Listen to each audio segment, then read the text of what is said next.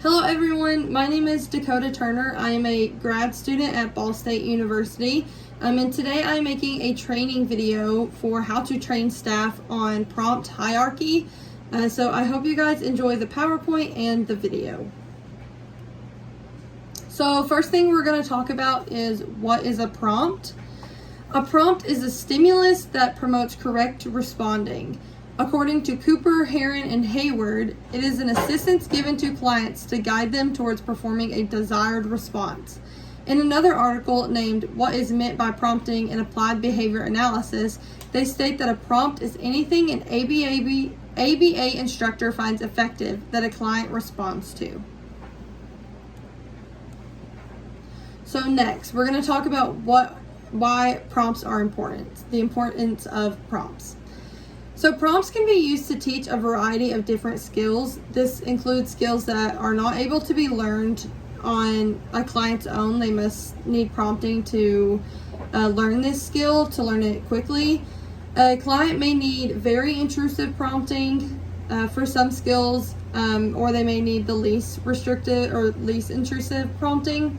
It allows an individual to reach their goal either through most intrusive or less intrusive. So when is prompting used? Prompting is used when a wrong response is given from a client. So an example of this would be if I was to lay out a field of 3 pictures of animals. I had a pig, a cow, and a dog, and I told my client to pick a cow and they pointed at the dog. I would then go back in and prompt them to point at the dog. And so therefore they gave the wrong response, so I go in and prompt.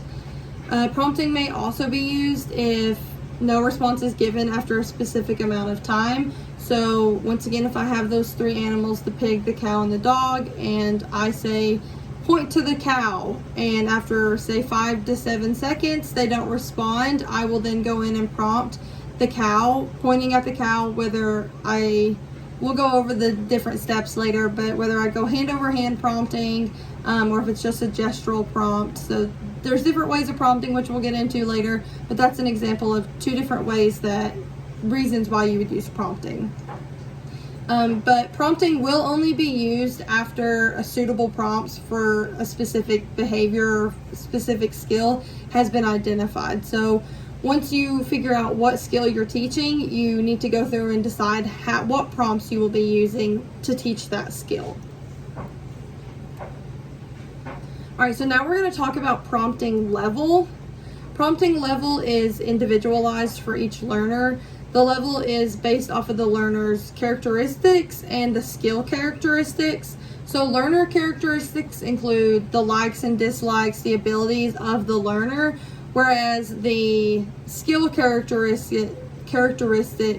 include what makes most sense for that skill being taught. So an example of this would be if we're teaching the skill to clap hands, and a learner already knows how to clap hands, instead of, fully prompting their hand over hand, prompting them to clap their hands, I may just model clapping and then have them clap after me, instead of me taking their hands and clapping for them.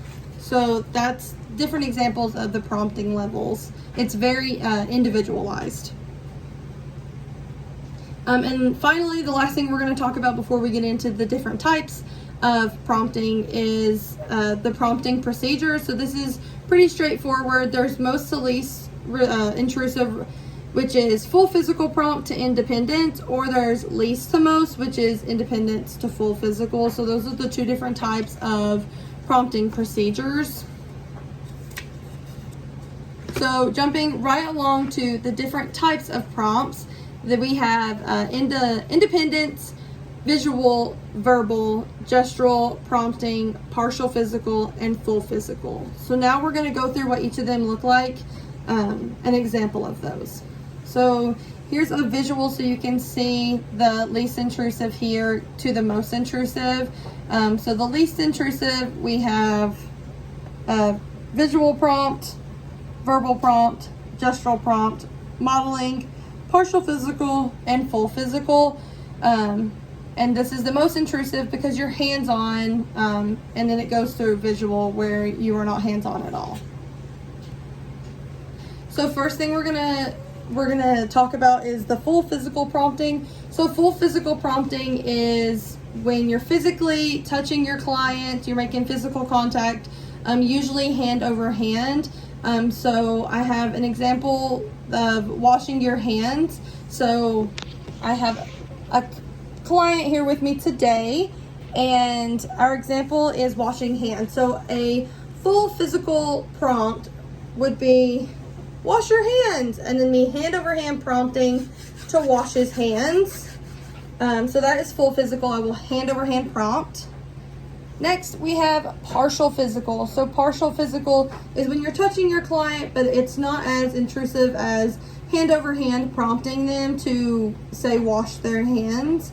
So this can be broken down as well to maybe you'll move to the wrist or the elbow or the shoulders, or maybe you'll end up moving back all three, or you may be able to just jump from hand over hand to shoulders depending on where your client is. But for this study, or for this example, we're just gonna go from the elbows. So partial physical prompt would be me saying wash your hands, and then coming in behind, pushing his elbows up and having him wash his hands. So that is partial physical. Next, we have modeling. So modeling is when the teacher will perform the behavior that you want, or the skill that you want your client. So for washing hands, I would go to my client and say, wash your hands, and then he would then model what I just did. So that is modeling. Next, we have gestural prompting. So this is when you're starting to get least and least intrusive. So gestural prompting is when you're providing a gesture to your client to show them what to do. So say we're at a sink and I'm wanting him to wash his hands. Instead of going in and touching him to wash his hands or modeling it, I may just point to the sink and say, wash your hands. And then he would wash his hands because I pointed at the sink, and he'll know to wash his hands once I pointed at that sink. Verbal is just making the statement of what you want them to do. So an example of this would be me saying, wash your hands. And then he should then wash his hands from that verbal. He sees the sink, say he's coming out of the bathroom. He sees the sink. He knows he needs to wash his hands, but he still needs that prompt. So I don't have to go in and physically touch him or model it for him. I can just say, wash your hands, and he'll then wash his hands. And then finally, we have the visual prompting, which is when you're showing a picture or maybe a video, or just a way of showing your client what you want them to do. So we have an example here of what you may have in the bathroom.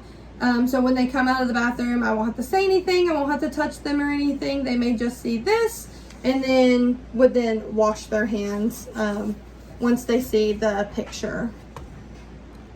So here are, and then our last one is independent. So once we get through all of the different promptings, depending on your skill, you may have to start with full physical and hit every single prompting, or you may be able to start with modeling or gestural prompting, or you may be able to start with full physical but then jump to gestural. It's really individualized for each individual, but once you get through, our goal is to get independent. So for the washing hands, eventually we would want our client to be able to come out of the bathroom or before lunch be able to know to wash their hands without any type of prompting at all. Here are my references, and I hope you guys enjoyed the video. Thank you. Bye.